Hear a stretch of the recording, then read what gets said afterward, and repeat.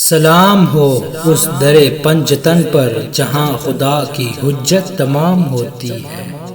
Be be زینب سلام اللہ علیہا نے یزید سے مخاطب ہوتے ہوئے کہا، اے یزید، تجھ سے بلائی کی کیا توقع ہو سکتی ہے جو اس خاندان کا چشم و چراغ ہے جس کی بوڑھی خاتون ہندا نے پاکیزہ لوگوں کے جگر کو چبا کر تھوک دیا، اور اس شخص سے انصاف کی کیا امید ہو سکتی ہے جس کا گوشت شہیدوں کے خون سے بنا ہو؟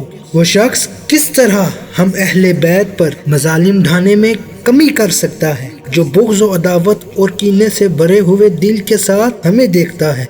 آج تو آل رسول کو قتل کر کے اپنے اسلاف کو پکار کر انہیں اپنی فتح کے گیت سناتا ہے۔